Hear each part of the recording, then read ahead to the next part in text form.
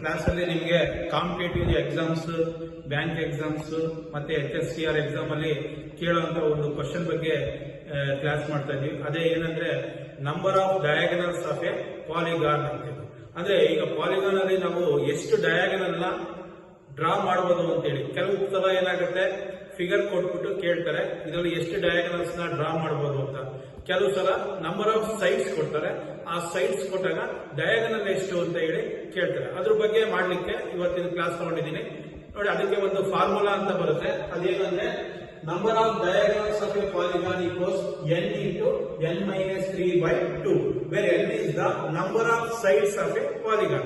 For example ಈಗ ಪೆಂಟಾಗಾನ್ ತಗೊಂತೀವಿ, 5 sides ಇರುತ್ತೆ, 5 sides ಇದೆ.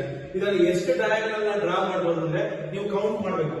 ಸೈಡ್ಸ್ ಎಷ್ಟಿದೆ ಅಂದ್ರೆ 1 2 3 4 5 ಸೈಡ್ಸ್ ಇದೆ. ಅಂದ್ರೆ ಅದರಲ್ಲಿ ನಂಬರ್ ಆಫ್ ಡಯಾಗನಲ್ಸ್ ಎಷ್ಟು ಅಂದ್ರೆ n equals 5 ಆದ್ರೆ 5 into 5 minus 3 by 2 5 into 2 by 2 2 cancel ಆಗುತ್ತೆ. Number of files diagonals of a pentagon ಅಂತ ಬಂದ್ರೆ ನೀವು ಹೇಳ್ಬೋದು 5 ಅಂತ. ಇದೊಂದು ಫಾರ್ಮುಲಾ. ಯಾವುದೇ ಒಂದು ಪಾಲಿಗಾನ್ ಚಿತ್ರ ಕೊಟ್ಟಾಗ ಅದರಲ್ಲಿ ಎಷ್ಟು ಡಯಾಗನಲ್ಸ್ ನ ಡ್ರಾ ಮಾಡಬಹುದು, ಎಷ್ಟು ಡಯಾಗನಲ್ಸ್ ಬರುತ್ತೆ ಅನ್ನೋದಕ್ಕೆ ಇದೊಂದು formula n into n minus 3 by 2 ಅಂತ ಹೇಳಿ. ನಿಮಗೆ ಕಾಂಪಿಟೇಟಿವ್ ಎಕ್ಸಾಮ್ಸ್ ಅಲ್ಲೆಲ್ಲ ಈ ತರ ಕ್ವಶನ್ಸ್ ಕೇಳ್ತಾರೆ. ಕೆಲವು ಸಲ ಫಿಗರ್ ಕೊಡ್ತಾರೆ, ಕೆಲವು ಸಲ ನಂಬರ್ ಆಫ್ ಸೈಡ್ಸ್ ಅಂದ್ರೆ n ವ್ಯಾಲ್ಯೂ ಕೊಡ್ತಾರೆ.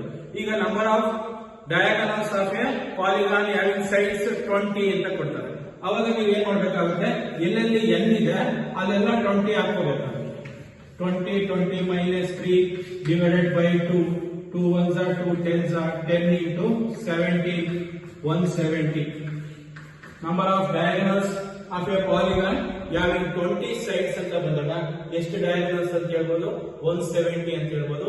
ಈ ತರದ ಕ್ವಶನ್ಸ್ ನಿಮ್ಗೆ ಬ್ಯಾಂಕ್ ಎಕ್ಸಾಮ್ ಅಲ್ಲಿ ಕೇಳ್ತಾರೆ, ಮತ್ತೆ ಕಾಂಪಿಟೇಟಿವ್ ಎಕ್ಸಾಮ್ಸ್ ಇರ್ಬೋದು, ಇಲ್ಲ HSCR ಎಕ್ಸಾಮ್ ಸೈಡ್ಸ್ ಅಂತ ಕೊಡ್ಬೋದು, ಇಲ್ಲ ಈ ತರ ಡಯಾಗನಲ್ ಚಿತ್ರನ ಕೊಟ್ಬಿಟ್ಟು ಪಾಲಿಗಾನ್ ಚಿತ್ರ ಕೊಡ್ತಾರೆ.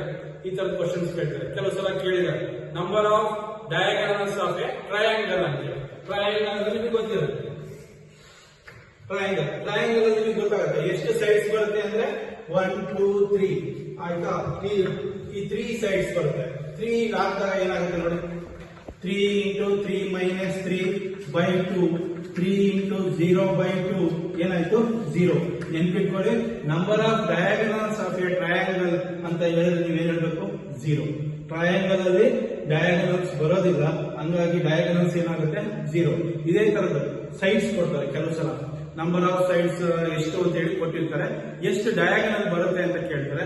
ಅವಾಗ ನೀವು ಈಸಿಯಾಗಿ ಈ ಫಾರ್ಮುಲಾ ಉಪಯೋಗಿಸಿಕೊಂಡು number of diagonals of a polygon ಅಂತ ಕೊಟ್ಟಾಗ n into n minus 3 by 2 ಈ ಫಾರ್ಮುಲಾ ಉಪಯೋಗಿಸ್ಕೊಂಡು ಎಷ್ಟು ಸೈಡ್ ಅಂತ ಕೊಟ್ಟಿರ್ತಾರೆ ಆ ಸೈಡ್ ನ n ಅಂತ ಕನ್ಸಿಡರ್ ಮಾಡ್ಕೊಂಡು, ಇಲ್ಲ ಚಿತ್ರ ಕೊಟ್ರೆ ಆ ಚಿತ್ರದಲ್ಲಿ ಎಷ್ಟು ಸೈಡ್ಸ್ ಬರ್ತವೆ ಕೌಂಟ್ ಮಾಡ್ಕೊಂಡ್ಬಿಟ್ಟು n ಗೆ ಸಬ್ಸ್ಟಿಟ್ಯೂಟ್ ಮಾಡಿದ್ರೆ ನಿಮಗೆ required number of diagonals of a polygon ಅಂತ ಬರುತ್ತೆ.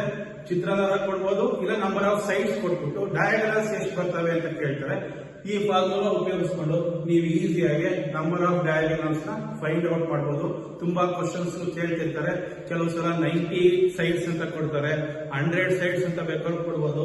ಕೊಟ್ಟಾಗ n ಗೆ ಸಬ್ಸ್ಟಿಟ್ಯೂಟ್ ಮಾಡಿ ಸಿಂಪ್ಲಿಫೈ ಮಾಡಿ ನಿಮ್ಗೆ ರಿಕ್ವೈರ್ಡ್ ನಂಬರ್ ಆಫ್ ಟ್ರಯಾಂಗಲ್ ಸಿಗುತ್ತೆ.